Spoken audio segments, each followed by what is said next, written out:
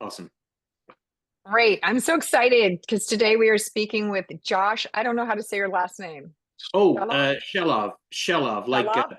peel Shelov. the shell off an egg. Yeah. I love it. I love it. Okay, Josh is an extraordinary person, and I'm just delighted to be speaking to you. He has a fantastic background as a screenwriter and filmmaker and has been in the writer's room, which is a huge accomplishment in and of itself. In addition to that, pre-pandemic, he launched a course for kids called Written Out Loud, where he helps these middle school, high school aged kids write together, writing room style, and actually publishes a book for them at the end of the program, which I love so much. I'll let you talk more about that, but I am just totally enamored of this model. And we have a lot to talk about the impact of story. So, Josh, let's start out with this question. Mm. How has the story been your cure? What are ways in which writing your stories have impacted you and your personal growth? Great question. Boy, we dive right in. MeiMei, first of all, thank you so much for having me on the show. I'm an enormous fan and clearly a kindred spirit. I'm very, very grateful to be introduced to you. Um, this is a very personal question in the best possible way because I created Written Out Loud as the program that I wish had been available to me when I was 9 years old and wasn't. Um, I was, and this is something I wasn't aware of at the time, of course, I was a creative kid that didn't have a creative place to play. And I certainly didn't have a creative team to join. I was a 9-year-old kid growing up in Scarsdale, New York. And in 1979, all I wanted to do was join a Star Wars team or an Empire Strikes Back team. That was my obsession. So I had, the action figures. You can see them. I keep them there. They're a keepsake from I still have them. I love that. Yay. I know. But of course, that's not the way that life worked back then. And usually that's not the way that life works now. So, I joined the baseball team and I learned how to play baseball and I did all of the things that, sort of young boys do to find fellowship. But the patterns of finding validation when you're young really don't necessarily include story. They really usually just tend towards athletics and sports, academics to a certain degree. And so it wasn't until I got to college that I started really like throwing myself into theater and becoming a writer. And it was at that point, after a long time of trying to break into Hollywood, that I began to kind of shape the vehicle that felt like the shape of the thing that I wish I had been able to join when I was younger. Well, thank you for sharing that. Yeah, I really appreciate that. That is, I think, a piece that is definitely missing from education even today. Oh, So, very much yeah, so. Yeah, I mean, yeah. I certainly see in the exchange that I have literally every single week is we meet a new family, the parent finds out about it, they sign up their kid, they're like, oh my goodness, this is what my kid has been looking for, and the parent invariably says, I just wish this had been available when I was a kid.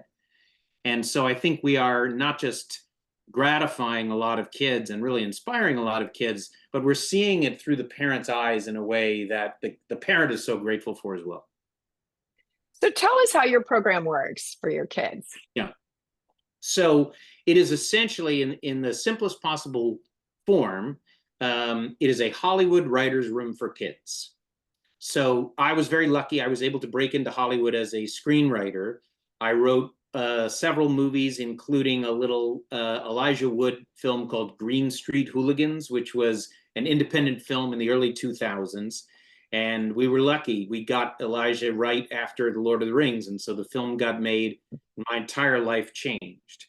And I got to write for the studios for several years on the feature side, as they say, as well as writing for television. And it was seeing those writers' rooms and seeing that the out loud way that people wrote together was so inspiring and so relevant to the way that kids love to behave, because kids love to be on teams, but they were not meeting up with each other. And so I basically provided that bridge. So we started in 2018 creating Hollywood writers' rooms for kids in the town where I live in Fairfield, Connecticut. And we were doing it on the weekends and, getting kids together. And I could see that the kids absolutely loved it. But what I could not have foreseen was 18 months later, the pandemic hit, but we had been iterating it enough to have a suspicion that it could work virtually. And as soon as we offered it virtually, we realized that the power of story is so strong and so connective that it was instantly powerful on the virtual side. And it had the extra advantage of being able to connect kindred spirits who live thousands of miles apart. And now kids who never would have met each other have now co-authored books with each other 4 or 5 times over and become really best friends as a result. That's so beautiful. Yeah, So how does that process, really, like, tell us a little bit about what the writer's room looks like. Give us um, a give us a story about that. yeah, sure. Well, like many writers' rooms with a bunch of professionals in them, it starts out with a bunch of disparate ideas. So it deliberately begins almost like a thing full of Jiffy Pop. You start to get a few random ideas, and then an explosion of hundreds of random ideas, and this is by design. So we get all of the kids talking out loud with the barrier of entry of participation as low as possible. Throw out anything that could be a moment, a scene, a fart in the middle of a story. Literally just make the list as broad and ridiculous as possible. But then from what those ideas begin through the direction of our teachers, some strands begin to form and some storylines begin to form. We follow Joseph Campbell and the hero's journey, which obviously is a very sophisticated text in its original form, but we have essentially translated it so that 8, 9, 10-year-olds can understand it. And of course, the best way to explain those stories to kids is to show them Star Wars and Frozen and all of I the was just stories. saying Star Wars, my favorite hero's journey story. Back to Star Wars theme. It's still the clearest hero's journey, and it's not at all a coincidence that Star Wars changed the world with something that's that essentially true to the hero's journey structure. So that's the kind of first half of the course. From many ideas become a single narrative, and through the guidance of our curriculum and our teachers, the kids decide on a single protagonist. They decide on their genre, antagonist. They build the world together. They figure out where the twists and turns are going to be, following again the hero's journey, as well as their own hearts and desires, because we love the mashup structures as well. So if it becomes like Star Wars meets Gilmore Girls meets the Bad News Bears, I know I'm dating myself with my old references, meets the Mighty Ducks or something much more recent, Avatar, The Last Airbender, there, finally something from this century. We encourage those kinds of mashups, of course, and that's exactly what we want. And then in the end, we publish their story as a book and put it in the mail for the kids to have forever. I mean, that must be so powerful. Yeah. I'd love to hear a story, if you have one, of someone, you don't have to use their name, but someone who's done this course and how it's impacted their life. Oh my goodness, yeah. So I'll think of one boy I can think of in particular, who lives in a military town. And as a result of living in a military town and being a deeply creative young man, he has never found his kindred spirits where he lives. I'll give you the state where he lives. He lives in Alabama. And we were very fortunate enough to find this young man, and very fortunate enough that his family had the innovative mindset to sign him up Um, this young man wrote a work of high fantasy that is nearly 1,000 pages long. And we think we might have found like a 19-year-old Stephen King. Oh And my God.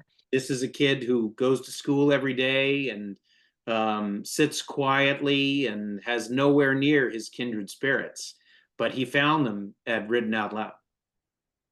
Wow. Yeah, How amazing. amazing, right? That's so beautiful. Yeah, and So, yeah, so it must have given him a lot of hope for yeah, his future and self-confidence. I would imagine it's been quite transformative for him as an individual. yeah, absolutely. I think this is a kid who just became more and more in love with fantasy and science fiction the more he read. And it's very much the value of his father, whom I came to know. But it is not at all the values of the people that he saw every single day in his geographical world. But here in the post pandemic world, the world isn't bound by geography anymore. We think of our kids as bound together in a psychographic way. And, he doesn't need 10 kids who share his values in order to feel that sense of kinship and validation. He really only needs one. And in his crew, which was an amazing, amazing crew, there were two. So there were three kids. One was this young man in Alabama, another girl in LA who was brilliant, whose father's a Shakespeare scholar, and then another one right around the corner here in Fairfield. So all three of them probably all together covering a geographic area of some whatever, 10,000 square mile. I don't know what it is. They all wrote books together. And those two girls loved words and world building as much as he did. And that's all the permission he needed. That's so amazing. You're speaking a lot to the aspect of the story cure that is connection and community. And, Yeah. I love this work you're doing because I feel like all we do is read in the paper every day. And you're a parent, I'm a parent, how lost, hopeless, lonely, depressed, anxious our children are. And Yeah. it's an epidemic, and it has exploded ever since the introduction of social media and carrying phones around all the time. And then the pandemic, right? Yeah. And I think we just so desperately need ways to connect with one another. And that's just true for children. It's also true for adults, where 1 in 4 of us are suffering from a mental health issue. 1 in 4. That's right. Um, Yeah. and Probably so low. it's Probably beautiful. low. Right. Probably low. I Probably agree. low. Yeah. I would agree. Self-diagnosed 1 in 4. Yeah, Yeah. exactly. So, this beautiful way that sharing story can connect us to each other. Um, Yeah. Well, yeah, and story is for connection. That's what it's for. We talk about like, the connection between hunger and food. You know, it is enzyme and substrate, ball and socket, right? That's what it's for. We have one of our mottos at Written Out Loud is that the most perfect expression of our need for shelter is a home. The most perfect expression of our need for food is a home cooked meal. And the most perfect expression of our need for each other is a story told live from one human being to another. And I think, I'm sure, Maslow's hierarchy of needs, how high belonging is. And I think that's the real need at the center of the tool of storytelling that we devised as, little upright monkeys in order to very specifically connect with each other more deeply so that we could outfox those, lions and tigers and other upright monkeys over the ridge. yeah, I completely agree. I love that. Right? As soon as we had words, as soon as we could speak, we're telling Maybe before. stories. Maybe before. Yeah, Yeah. yeah, to connect, to, pass along our history, to share our values. And It's wonderful that you're giving children this opportunity. I think there's another aspect to the story cure as well, which is the inward journey Mm. of looking at our stuff, and I don't know how much this comes into play with the kids in your workshops, but certainly what I see working with adults is uncovering trauma, Yeah. releasing it, Yeah. and writing a new narrative where you cast yourself as the hero. We, of course, talk about the hero's journey as well, and how empowering that is Yes. to, be able to tell the story with yourself as the hero rather than the victim. Do you see any of that happening in your work? We do. So, the center of our work is not with kids with specific traumas necessarily, or I should say, kids with traumas that we're aware of, right? So, the truth of the situation is, what percentage of our students have some kind of a trauma? We don't know, but it sure is not zero. Um, However, I myself led a bit of a one-off with an organization in Bridgeport, Connecticut, which is the next town over. And the organization is called the Center for Family Justice. So the Center for Family Justice works with survivors of domestic abuse. And I know the CEO and the chairman there. And I've been by many times and, done some volunteer work, et cetera.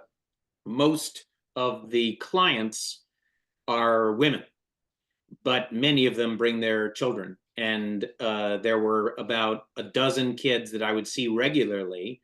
And so I offered to teach a written out loud course to two groups of kids.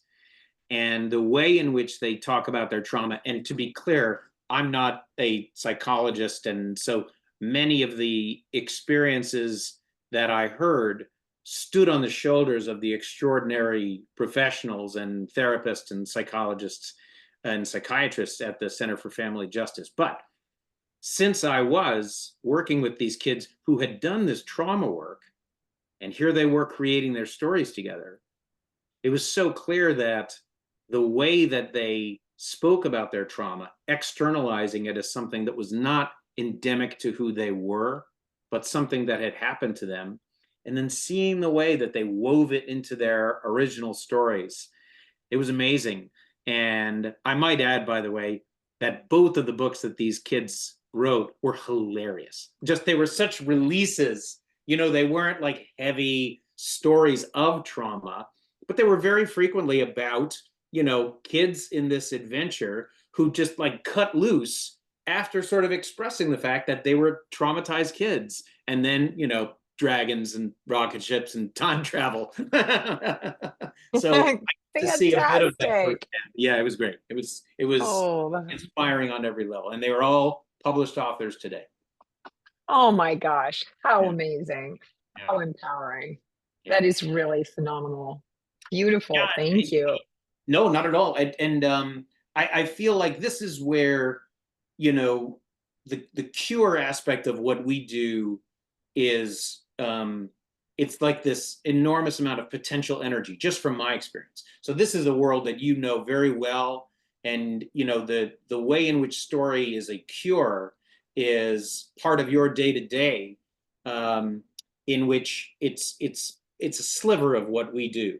On the other hand, I would definitely say on a day to day basis, it is a treatment, it is a palliative, it is an inspiration.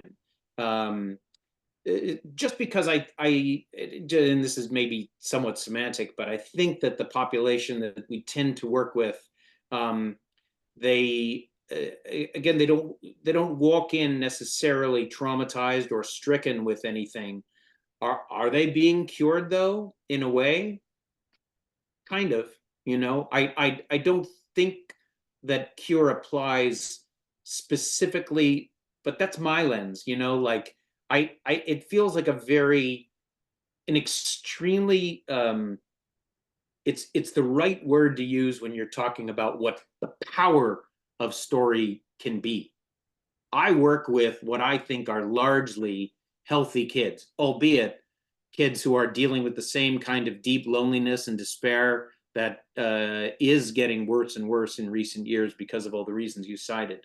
I don't personally think of most of them as being cured, and yet you're making me think that in a way they are.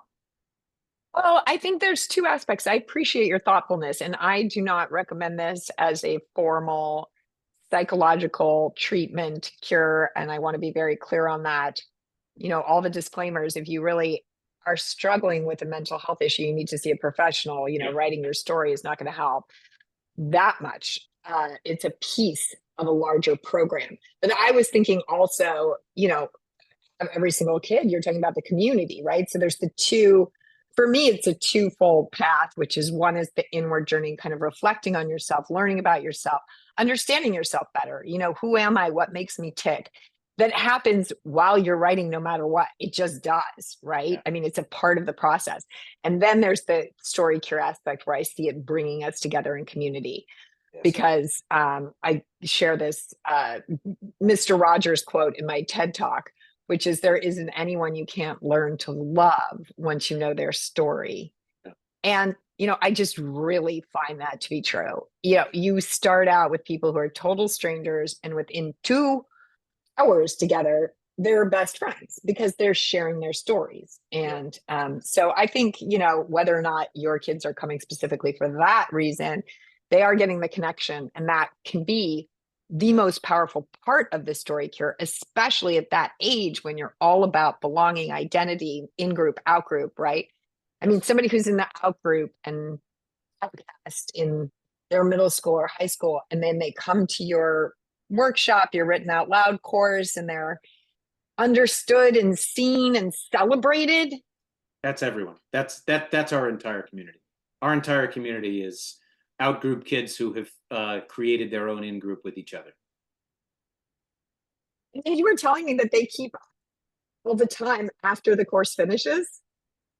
Oh yeah, the course is now a side dish. I'm serious. I love About that. 8 months ago, they started a group chat, and the group chat has Okay. certainly taken over the governance. The inmates have taken over the asylum in the best possible way. They talk Right. all day, all day. So, you know, you've got the late night folks who are really up until like 3 o'clock in the morning, for better and for worse. Many of them are writing, and that's what they're doing. And they're swapping chapters with one another. They're breaking the structure of their sequels with one another because so many of them are writing series. And then there's the early morning gang, and I'm in the early morning gang just because I'm an early riser, but so are some of our kids. And you know, we get up and you know, one of them bakes pretend pastries for everyone every single morning. And that group chat has utterly dimensionalized this virtual world and melted all of the walls that had been erected only 8 9 months ago. So now they're really really together in an entirely different way. And I think your communities are absolutely ripe for that kind of connection. Yeah, yeah, that is definitely our next step. Yeah. Have you ever seen the process of writing these books or sharing their stories backfires? There ever been a story curse, I call it, like a downside?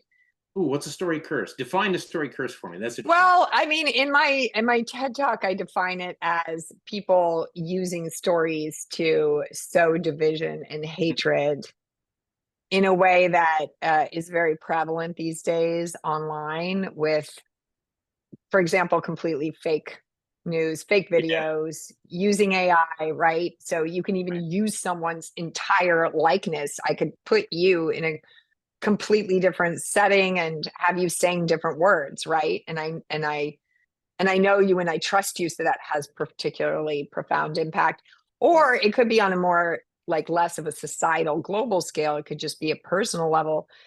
Um, you know, has there any been an occasion where someone was like, "Whoa, that didn't work"?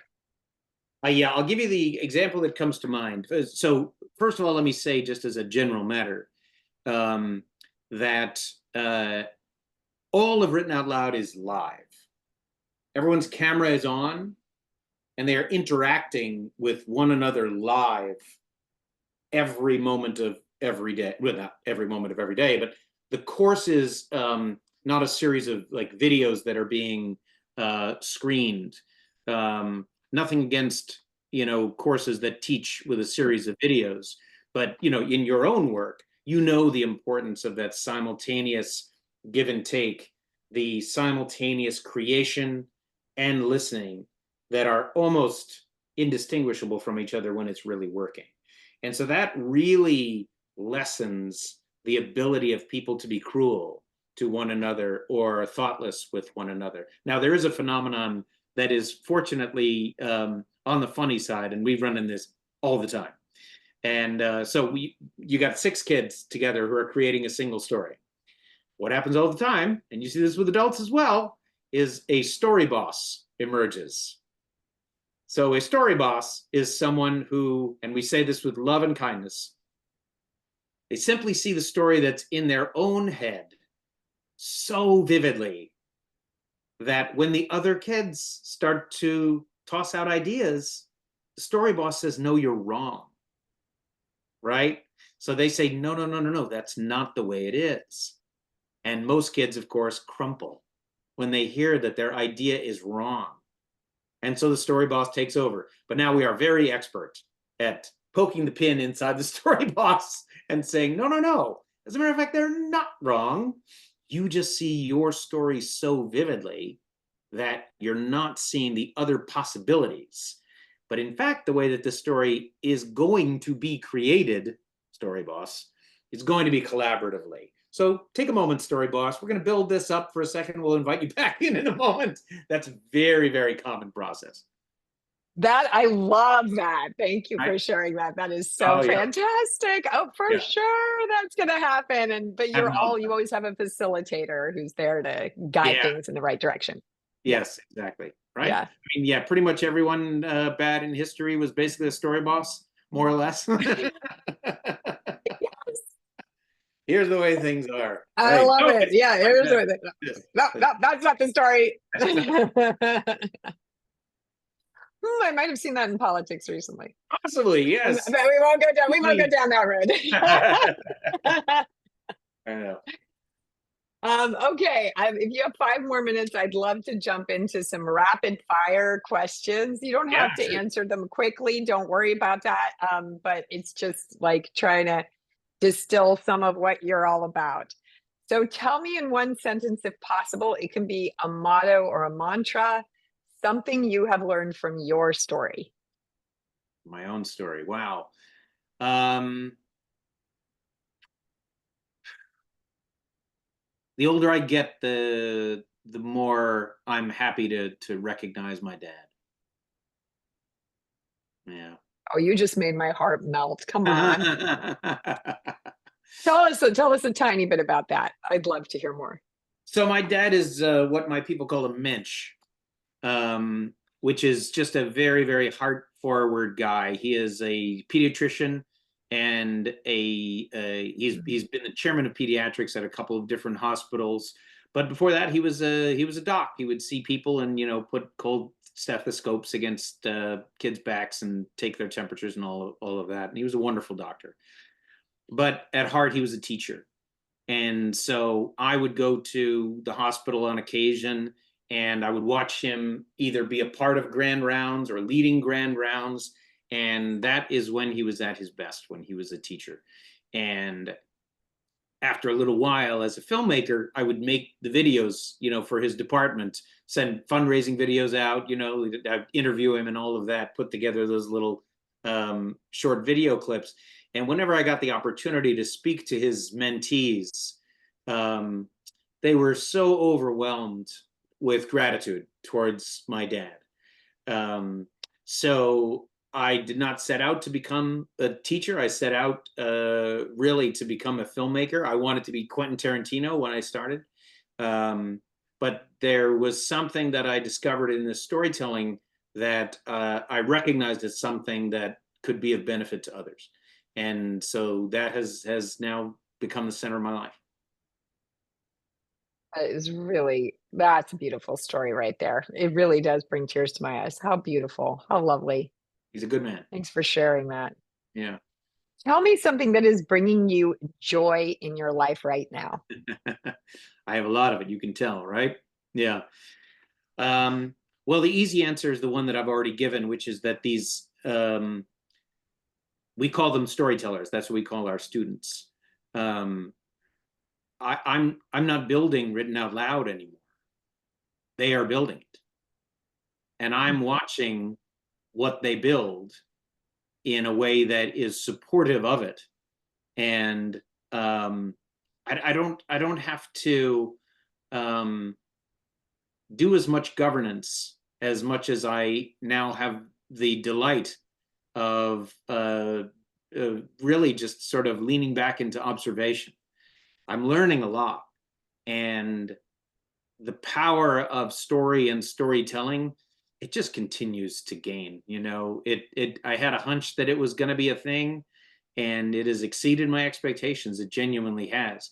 And the way in which these kids are on fire with love for story and storytelling brings me immeasurable joy. I love that so much. Yes, it is really special to watch that magic happen. Yeah. Mm. Tell me something that is scaring you right now. Mm.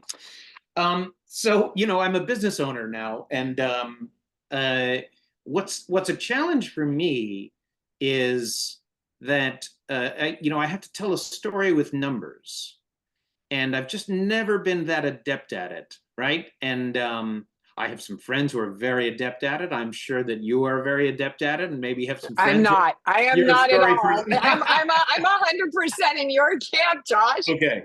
Like, can't we just do the fun stuff? Like, why No. do we have to deal with this? I have a good friend who Mm. is very financially successful, and he's one of my best friends. And he's one of these immensely financially successful people who somehow has no ego about it, or at least in our exchanges, he is the most decent and thoughtful and humble guy. It's amazing. It's what the marketing behind Warren Buffett wants you to think. He's really like that That's in real that's life. right. That's right. That's right. And so I speak to him all the time about money because I've got to run that aspect of written out loud as well. And so we go back and forth between talking about money and talking about stories. So I produce his podcast, and he advises me about money. It is a great relationship. And it's so funny to see this. He's like a Buddha when it comes to numbers. His advice is so succinct and so powerful, and it's always the smartest advice I get, and it's literally usually a sentence or less, but it just keeps me on course, right? And then we start talking about stories, and he's in third grade. You know what I mean? I'm this exact Amazing. opposite, right? I'm the exact opposite. As soon as we start talking about it, like I'm like, well, what's the valuation of the thing? And he's like, how much money do you have in the bank? What's your net worth? Just the simplest possible questions. And invariably, I walk away from those conversations feeling less scared. So the numbers and the financial side of the business are a new challenge. I'd say that I'm not scared of them, but it does feel like I'm like Bambi on the ice. You know what I mean? Just like skidding around. Very, very, very vivid analogy there. I love that. Thank you. Fair enough. Tell me something that is giving you hope right now. Hmm. Um, well, hope gives me hope. Like hope is around. And I'll go ahead and take the risk of saying that these last few weeks, as I've looked out into the world, have given me a lot of hope about our country. And simply the existence of hope, especially after a particularly bleak period, reminds you of the persistence of it. One of the other sayings that written out loud is that a story is a mirror held up to life. And the stories that kids sometimes write, especially when they're like in 8th grade, like everyone just gets beheaded, you know. It's just like a cavalcade of Blood, violence. it's just a blood fest. Yes, they're like, all right, and then another genocide happened in this kingdom. The end. And they love killing their main characters. They love it. They love it. But they themselves know that if there's no hope in their story, it doesn't feel right.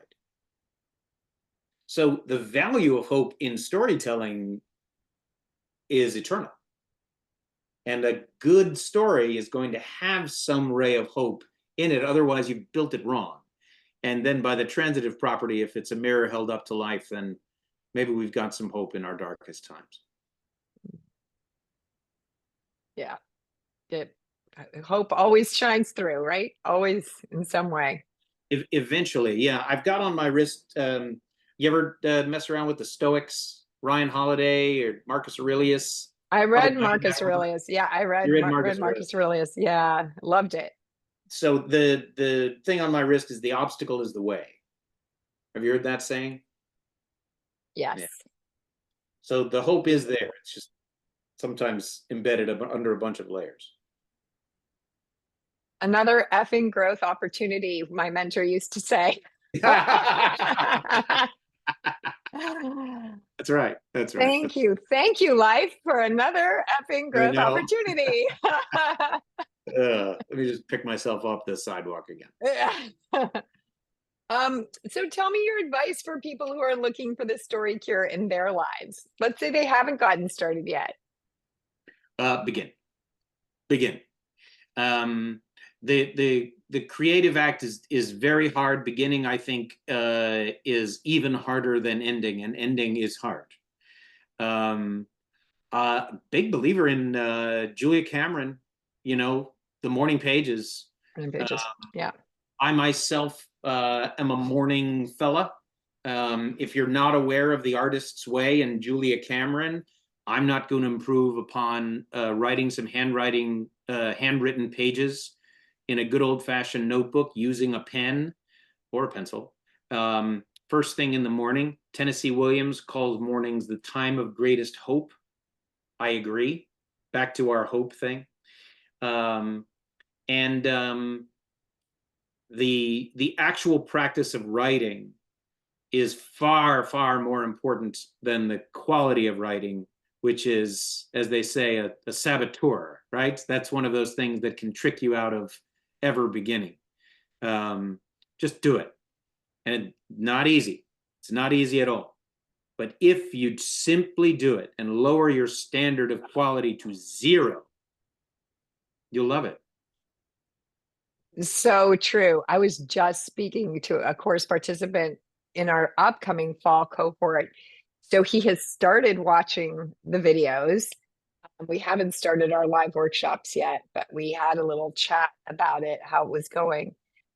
And he said, I've heard it before, but somehow I needed to hear it again because he's a high achiever, very accomplished doctor, which I call vomit words onto the page. Yeah. Oh, yeah. The vomit That drop. is step one, the vomit. So Yeah. like vomit away, you cannot be editing, worrying about what is coming. And so it's like, that was so helpful because I just need to stop that voice, that editorial inner critic voice that's saying, this isn't good enough. Or I just don't even get there. I don't even get the words on the page. So I love what you said about beginning. Although ending is also hard. Ending is hard. But yeah, compared to the number of people who are just sitting there parked in their garage, wishing that they had, found a way to begin, it is. I think it's a brighter corner of Hades to be figuring out how you're going to end your book. It's a good problem to have, right? It's a good problem to have. It's a great problem to have. Yeah. You've written more than half of your thing, you'll often find a way. I agree. And you know what? You can always bring in a professional to help you with that last step. You know of a professional. How about that? I mean, it's true, it's like you can get to a certain point but you've got to get your stories on the page. No matter what, you have to. Yeah, you have to get So, it down, get it down, get it down, get it yeah. down. There's a writer. Oh goodness, Kent Haroof, is that his name? Do you know what I'm talking about? No, I don't. I could be butchering this, but I believe he like pulls a sock over his head so he can't see, and he literally What? just types as messy as it's going to be, so that he cannot edit. He cannot prepare what he's doing. So he is literally blind when he creates, just to create the vomit draft. The vomit draft is of vital, vital importance. That is so Yeah. fantastic. And that's another great image to have in my head now. Right. Amazing. Yeah. Okay, Josh, tell us where we can find you, how we can join you on your Wow. journey. Well, very grateful for this opportunity. So, Written Out Loud is currently registering for our fall programs for kids. If you have a creative child who is in your world between the ages of 8 and 17, they do not need to be published authors in order to join the program. Far from it. It is really for creative kids who love Harry Potter, who love Marvel, Star Wars, who love video games, who love YouTube. The kids who spend 8 hours in a row watching Gilmore Girls back to back to back to back to back.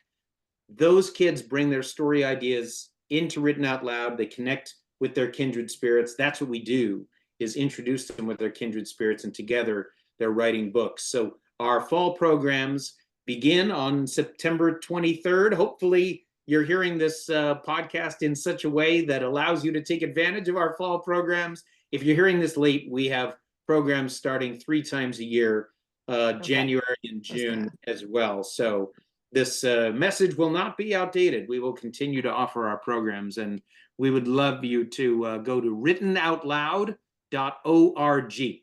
So written like a book, out loud, all one word, .org, and our programs are right there. Perfect. Yeah, I thank love you. it.